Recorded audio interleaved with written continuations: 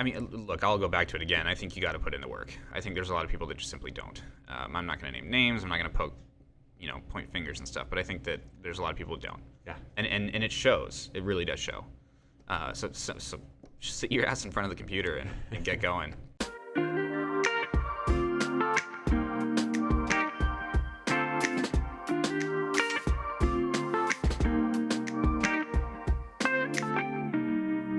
Welcome to the Whissel Way Podcast. My name is Kyle Whissel, your host with Whissel Realty Group and eXp Realty here in San Diego. Hey guys, I'm Carter Andrues. I am on the Whissel team, and thanks for having me. Stoked to be here. So Bryan is out of the office today, so Carter is filling in. Carter is one of the rising stars on the Whissel Realty team, so it's going to be fun to get to know him a little bit better and just share some of the things that are working for him as a brand new agent here in San Diego. If you guys have never watched the show before, the way we like to do this is to answer questions that you have for us. If you have a question you want to have answered on the show, you can always go to thewhisselway.com. You can ask us questions on there. You can join our referral network for all the people leaving California. You can subscribe to the podcast, the YouTube channel, our monthly newsletter full of agent tips, and join our Facebook group. And lastly, get on our Media Mayor Mastermind course, which is still on its early bird pricing right now, so make sure to jump on that before the pricing goes up. Go to thewhisselway.com. And if you enjoy the show today, we'd really appreciate it if you are listening on a podcast platform, if you can hook us up with a review on there. And if you are watching on YouTube, hit the thumbs up button, the subscribe button, and the little notification bell so you get notified anytime we drop a new episode of the show or any other valuable content for you. With that said, we're going to dive into this today. So Carter joined the team at the end of 2020. Technically, we would call that like mid-pandemic. Right? We'll roll with that. So somewhat of an interesting time to get into real estate. What were you doing before that? I worked for an author by the name of Ken Blanchard. He's kind of famous for writing the 1 Minute Manager, and was just doing marketing work for him. So lots of social media. Sorry, adjust my mic a little bit here. Lots of social media work. We took his LinkedIn and went crazy with it, and it was really good. So and then COVID hit, and that all went goodbye. Okay. Yeah. And so how did you decide on real estate when it was time to make a change? So back in, this would have been October of 2019, before joining the team, I was thinking about real estate, already, and was very curious about it, mostly from an investing standpoint.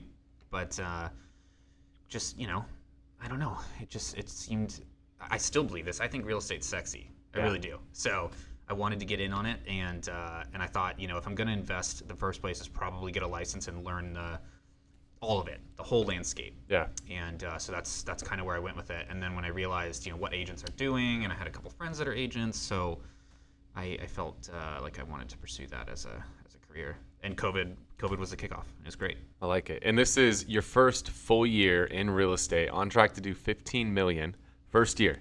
Yeah. Which is amazing, right? You're on absolute fire. So that's why we're interviewing you today, right? Bryan's out. We wanted to have a rock star on here today. And so we have a lot of people that watch the show, and some people are in the shoes that you were in a year ago, where you're thinking about getting into real estate. So before we dive into how you've done that kind of volume, talk a little bit about the journey of how did you get licensed? How did you decide, where you wanted to work? Because you also relocated where you were living. So tell us a little bit about what led up to you getting your real estate license and how you kind of made the decisions you did. Yeah, I'll rip through it briefly. I was living in Montana for a long time, 9 years. I just fell in love with it. I originally went up there for college, fell in love with it. Got my BS in marketing, a BS in BSing. Bryan will agree with me on that one. So it was great. But I felt like it was time for a change. I think when you move, you grow. And I'd moved back to LA, and it was not the LA that I left. Was not into it anymore.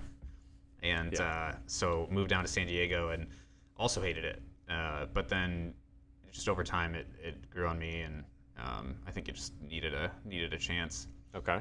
But so loved it. Started working for Ken Blanchard.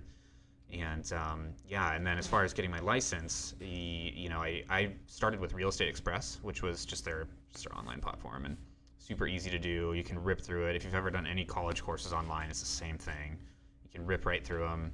And then when it came time to prep, used Prep Agent. A lot of people have their podcast too. Shout out to them. It's great. The vocab episodes especially helped me. And yeah, just that was it, man. License. Okay. How long did it take you start to finish from the time you signed up for classes to having your license in hand?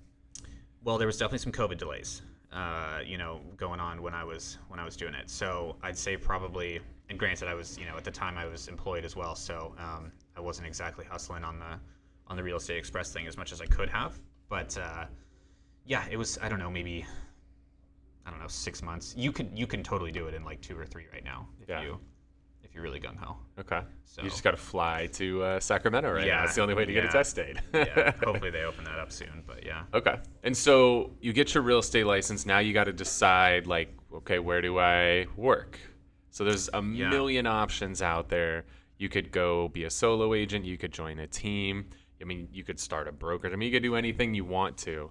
And there's so many different models out there, so many different brokerages. Like, how did you, tell us about the exploration process, and then how did you end up on our team? Yeah, this is a good question. I've had a couple of people ask me this. So I was really into Compass. Robert Repkin's a great dude. He's already flipped some companies. He's got a name behind him, and their branding is pure sex. But when I was asking people, like people who are actually in the business doing this on a daily basis, not one person said go to Compass, and I thought that was kind of weird. So what I did was I asked a couple friends locally. I have a couple friends who are agents here locally, and every single one of them was like, look, you got to do a team, and if you're gonna do a team, at least interview Whissel, like at the very least. And I think what it is it was a little bit of Tom Ferry referral network kind of thing going on. And they just knew. They were like, look, this guy is one of the heavy hitters in San Diego. Like, if you're going to do this and you want to put your effort in, go to him. And so that's literally it. Multiple people who don't even know each other were name dropping the Whissel team. And I was like, okay, I got to at least, walk through the door and see what's up. Okay. Yeah. Did you interview other teams? I never did. After my first interview and I started to dive deeper and I met some of the people on the Whissel team, I was like, nope, I'm out. I'm done. This is the one for me. I think it's a really good piece of advice. Like, if you're looking at joining a team, right, the team leader or the broker owner, whoever's running the operation, of course they're going to tell you it's all sunshine and rainbows, right? Like, they're going to tell you everything that you want to hear because that's their job to do. What I always encourage people to do that are even looking at our team, or if you're looking at joining a team, is before you even go interview, and you could do it after you interview too if you want to, but just go on the website, pull up the roster, and just call 2 or 3 agents. Just pick a guy, pick a girl, call one of each, call somebody young, call somebody old, call a few people on the team and see if the team's going to be a fit for you, because it's got to be a mutual thing, right? It's got to be a fit for you that they provide all the things that you need, but also it's got to be a fit in return, right? That it's going to be a place where you're going to be welcome, that it's going to provide all of those things. Like, you really should do that if you're thinking about joining a team. Is yes, interview the team leader and get the lowdown and all of that stuff, but talk to 2 or 3 agents on the team that are there, and maybe you talk to somebody who's new on the team, somebody who's been there for a few years.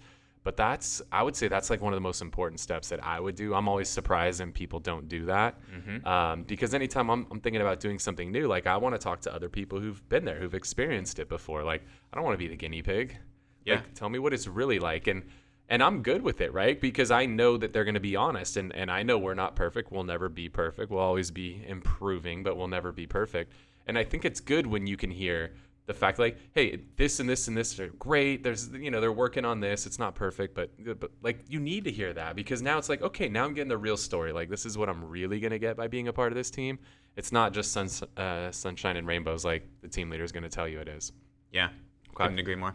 What were some of the things when you did interview? Because you and I never personally interviewed in the beginning. No. You interviewed with my sales manager at the time. So what were some of the things through that interview process that were attractive to you?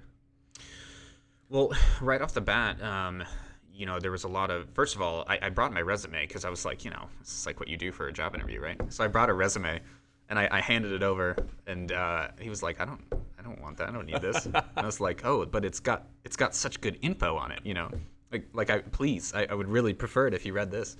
It's like, no, I'm not interested. It's like, oh, okay. Awesome. That's weird. Yeah. So, no, it was like a half-hour interview, and that was it. It was like, it wasn't even an interview. It was like a conversation. Yeah. And the guy was like, look, this is a cool guy. he can hang, he can chat, he can build rapport, he was figuring me out without putting me on paper. And I did like that. I liked that a lot. Yeah. And even before that, again, no paper. It was a one-way video interview, which is a great way to show that you're tech forward, you're tech heavy. And I mean, everything, it was, multiple interviews, and everything was great through all of them. They were all completely different and not like any interview I'd done before. So, okay, cool. Yeah. Yeah, and if you're watching this and you run a team, don't just hire somebody off one interview. Like, really get to know somebody, make sure it's a fit. Just like, encouraging Carter to make sure it's going to be a fit for him, you got to make sure it's a fit for you. I see a lot of people hire agents out of desperation. I know when I first got started in 2010 was when I first started building a team.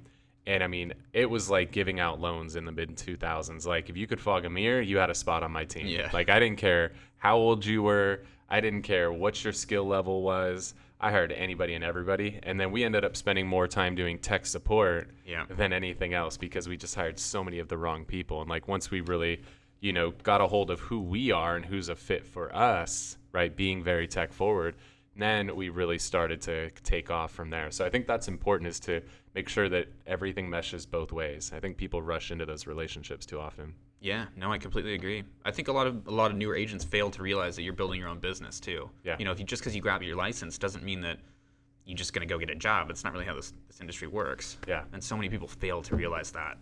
And so I think it is really important to realize that it's an interview both ways. Yeah. It's not like a job interview. Yeah. And I would be a little nervous too if I walked into an interview and all they did is just like, we're going to do this and this and this and this and this and this. And you're like, I haven't even said anything. You've literally just like pitched me for the last hour. Like, if they're not making sure you're a fit, that would also scare me. Like, this should be a two-way interview back and forth, right? There should be some dialogue.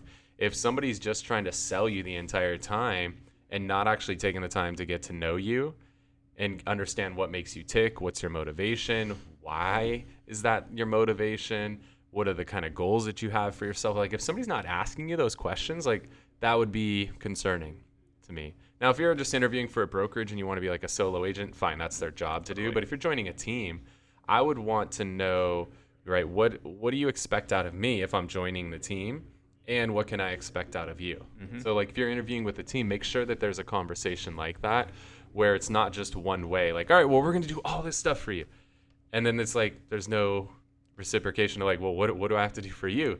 Like, if they're just trying to sell you, that should be a red flag, to be honest with you. It should be a two-way thing. Yeah, 100% agree. Okay. Well, we talked about how we kind of got to be in a relationship and on a team together. Let's talk about once you join the team, right? This is probably why everybody's tuning in. I know we went through a little backstory, but I think it's important too, because I know that people watching this podcast could be not even licensed yet, and they want to know, how do they get to where you are?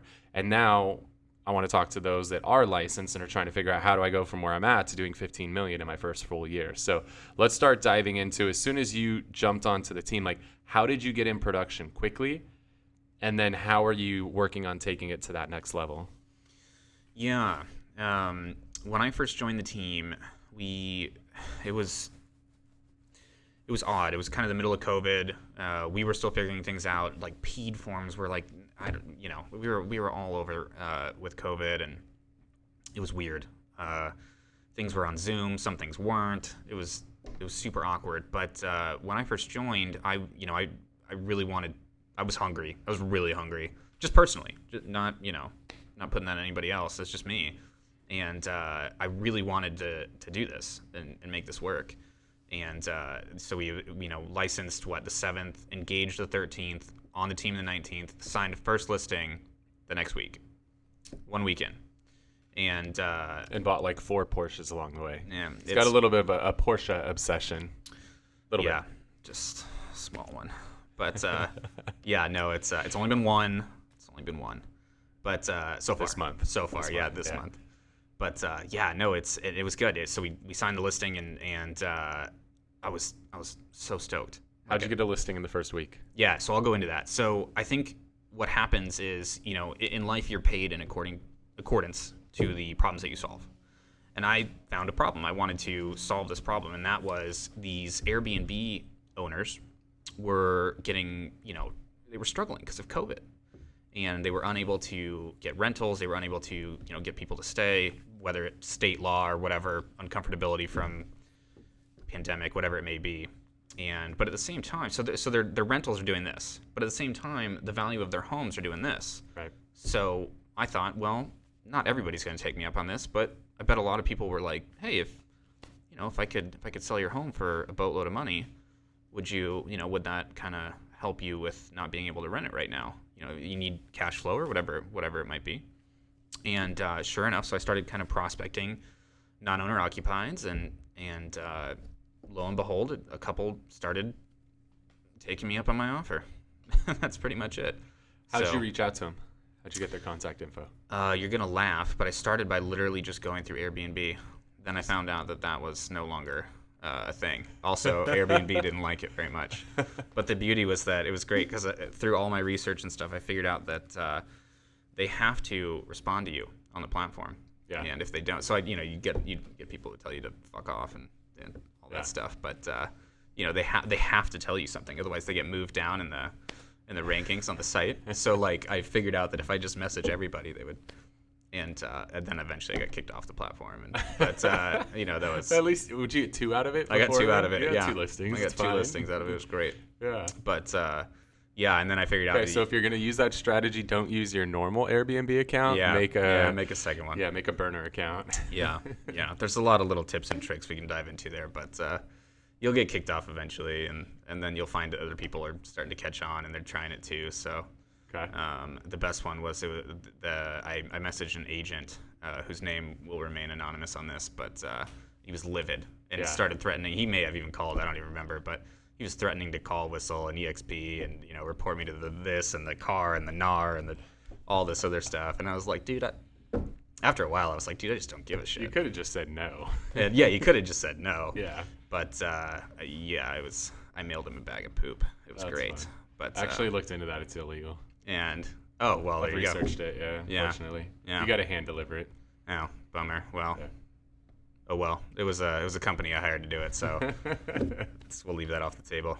But it was good. It was worked for a while, and then in most of the San Diego cities, the way I kind of continued that is in most of the San Diego cities, you have to have a permit for a vacation rental. So you can actually get that info from maybe I'm not sure if everyone is public, but it's public knowledge. It's public info. You can go pull it from the county or from the city. So most cities are going to require you to register a short-term rental, and anytime people register, there's people that sell these lists. There are list brokers out there.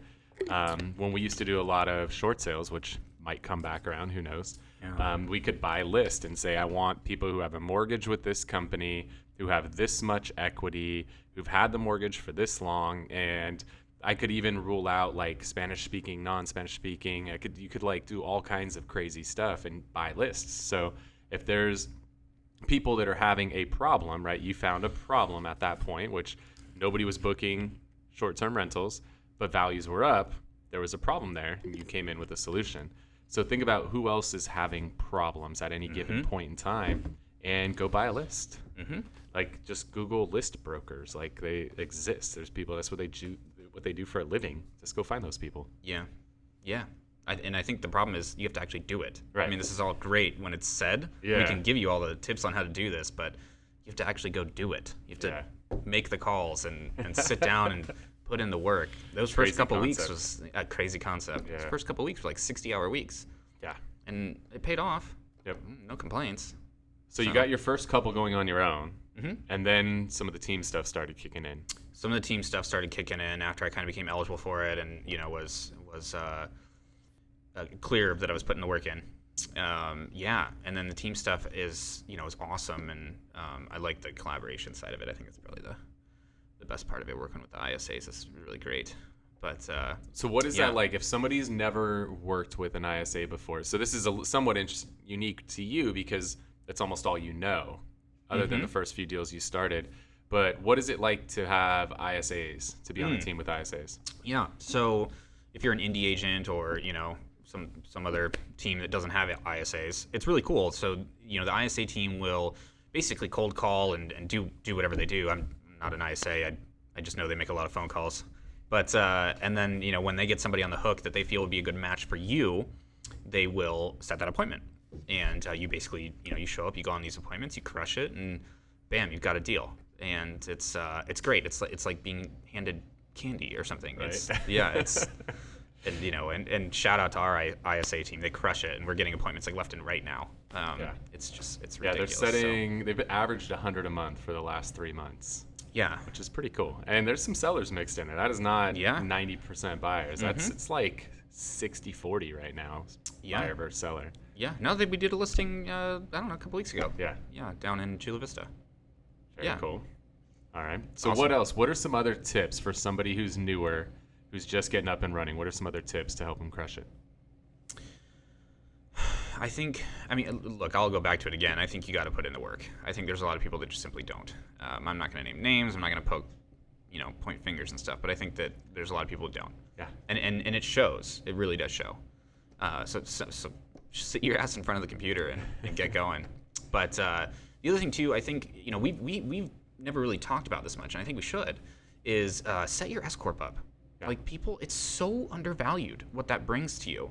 And the way, just a confidence level too, like, oh my gosh, I've got my company, and I'm like my own thing, and my company pays me, and it's sexy because like I own a company, and so I think that there's a lot of value in that too, and the profit you can make, or not the profit, but the savings you can make on the back end by writing things off. And we were talking about the Augusta rule the other day, and you can look that up on your own. It's great.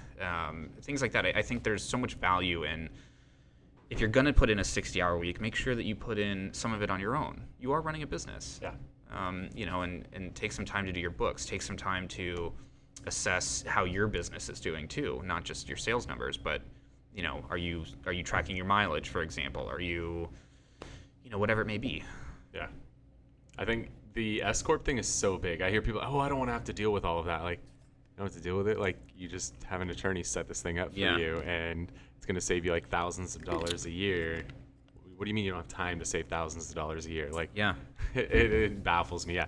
If you're watching, you're listening, you don't have an S-corp, or the states where LLCs are more prominent and you get paid as an LLC, have an LLC that's has an S election on it. Mm-hmm. If you don't have that set up and you're making over $50,000 a year net, like, you're costing yourself some serious cash. Like, $50,000 is about that point where it's break even, but if you're at break even, you should have it because you're going to do more the next year. So and if you're an agent and you're not making that, then you need to work a little bit harder.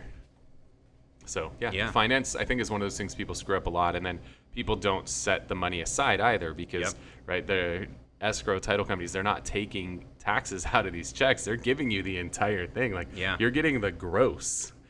You still got to pay the taxes on that to where you get to actually the net, like people are used to with the W-2. So you got to make sure you're setting money aside as well. Now, depending on how conservative or aggressive you are with it, I always recommend you set at about 20% of your income aside, because if you get smart with taxes, that should be plenty of money. But if you set 20% of your gross income aside, that should give you what you need to cover the actual taxes once you factor in all your write-offs and everything. But that's some advice too. And I'll be admitted, like, I used to wait until April would roll around. I'd be like, shit, how many deals am I going to close this month? And every deal I'd close in April would be like, what would pay my tax bill? Because I didn't ever like set money aside. Yeah. So then or it might even be March and April. Like March and April, I made no money because all the checks I got in March and April were just going into an account to make sure I had enough to cover the tax bill that was due April 15th. So set some money aside. Maybe you put it into, a mutual fund or something that's relatively liquid that you can pull the money out of when the time comes, so you're earning something on it. But actually set some money aside. Like, it's crazy how often that doesn't happen. And then agents, now they have a great year, but they didn't set any money aside. Then they end up missing their tax payment. Now you have penalties on it, and now it's like, well, this sucks. So that whole like freedom that everybody wants about being a realtor starts to change when you're like, oh, I didn't realize I have to do this, I have to do that. So S-corp, set money aside for taxes. What else? Any other big tips? Just on that one too, there's a great book you can read by Tom Wheelwright. It's called Tax-Free Wealth, and Tom Wheelwright is Robert Kiyosaki CPA, so of Rich Dad Poor Dad fame. Great book, recommend it. It'll help you out with the S-corp thing and figuring out how to do everything really. As far as getting going and new agent life, gosh, just pick up your phone, just put in the work, build confidence with clients. And I think one of the key things is, and this is just a personal observation, but I think being extremely nonchalant with your clients goes a long way. Nobody wants to listen to the guy or trust the guy who is always trying to solve every problem, instead of just going, no, it's not a problem, no big deal.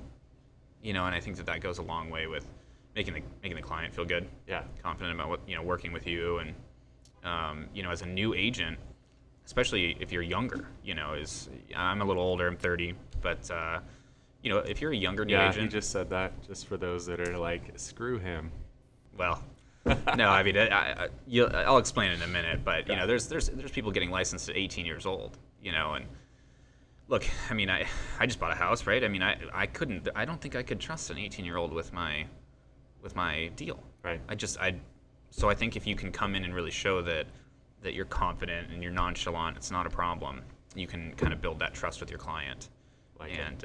So I think that's huge for anyone younger or older who's a new agent. They're going to ask, like, how many deals have you done? How do you do this? And you can lean on your team and say, well, my team's done 400 and whatever last year, and then usually you can kind of blow the question off. And if they ask, how long have you been an agent? Oh, feels like forever now. You just do the gloss back in time, and we all have to do that, whether you're 18 or you're 30 or you're whatever. But so I think just being calm and collected and really leaning on your education and your team. Cool. Well, before we wrap, the one other thing I want to point out that I'm watching you do that I know is going to pay dividends is your networking. Right? I know that luxury is an area that you want to be.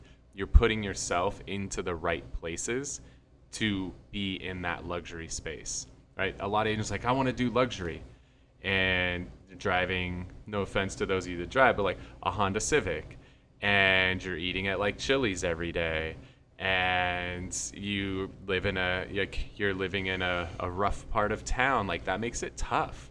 Like, if you want to be in the luxury space, you got to be a part of that lifestyle, because people want to work with people they know, like, and trust, and that tends to be people that are like them. So if you want to work with those people, get yourself into their world. Getting yourself in their world, right? We talked about you having a Porsche. Like, you got the car, right? And now people are like, oh, you don't need a fancy car. Okay, fine. You can fight me on it. I know where I stand on it. If you think it doesn't matter, that's up to you. It matters. Now you have the car. Now you're joining the car club. You're going to the events where you're parking your car next to somebody's Bentley, next to somebody's Ferrari, next to somebody's Maserati, right? You're networking with these people. And you start going to the other events that kind of spin off of that. The people that you meet at that event, they're like, oh, we're doing this art auction. We're going to go have drinks at the country club. We're going to go do this, right? Like, you get yourself into that world. That's how you start to do deals with those people that live in that world. So I'm watching you do it, and I'm loving seeing it, and I just want to be there to support it, because I know that that's what your ultimate goal is, and you're doing all the right things, and it's going to be fun to watch that kind of blossom over time. So appreciate it, dude. Yeah, no, it's been fun. The car thing is already paying off, and we can laugh about that all we want, but I showed up with that thing at Cars and Coffee a couple weeks ago, and everyone, is that a GT3? What is it? This guy didn't even have a car before. Like, he was Ubering here. Yeah. Now all the Ogara people are all over it. He was Ubering here. Definitely didn't Uber there, but that's. But I think that's true of anything. You can network. Look, luxury's sexy, but you know what else is sexy? Making money and helping others make money. And you can think about, like, if you're former military, network, that's a huge network, and that's not going to be high dollar amounts generally, but you can do some serious volume in that. And there's people on our team who do, and they're really great at it. So, like, I think finding your network and just finding what you want to do and having a direction is probably really the lesson there, more than anything. My direction's just that, but not everybody's will be, and I think that if you think about it, find what you want to do and just follow it. I love that. If people want to stay connected with you, I know you're big on Instagram. What's your Instagram handle? It's Mr. Cartera, Mr. Cartera. Cartera. So stay connected with them on there. Before we dive into our widget of the week, I just want to say if you enjoyed the show today, if you're watching on YouTube, make sure to give us a thumbs up, hit the subscribe button, and the little notification bell so you get updated on future episodes of the show. If you're listening on a podcast platform, make sure to hook us up with a review on there. That stuff goes a really long way. If you have questions you want to have us answer on a future episode of the show, you can always go to thewhisselway.com. Ask us questions, subscribe to the podcast, the YouTube channel, referral network, get on our video course, all that fun stuff on there, thewhisselway.com. And then before we wrap, Carter, Whissel Widget of the Week. This is something we use in our business that either saves us time, makes us more money, or helps us have more fun. What do you got for us? Yeah, so I was briefed on this question. I've got some small ones, a few, I think. We're just going one today. Just one. Just one. Pick Well, your favorite. All right, so I've been trying this stuff. Actually, I asked you about this months ago too. I've been trying this stuff by a company called Neurohacker, and it's called Qualia Mind. So what do you call this? It's like a supplement. It's right? a nootropic. Yeah, it's a nootropic. Yeah. That's exactly what it is. And at first I was like, oh, this is crap. But man, after a couple days, you're a machine all day long. Yeah. I'll never go back. It's like coffee, but without the hit and the jitters and without the crash. And it just, oh my gosh, all day, 8 a.m. to 5 p.m. nonstop, and then you just slowly come down at the end of the day. And yeah. Game What's the name of it? changing. It's by a company called Neurohacker, and it's called Qualia Mind. Qualia Mind. It's like $60 a bottle, but a bottle will easily last you a month. I like it. It's good stuff. Cool. Mine today is something that you should have in your office. You might even have one at your home. But it's just something that we use a lot in the office. We have them on all of our TV screens around the office. And it allows us to project things onto a screen, whether it be a TV screen or drop-down screen.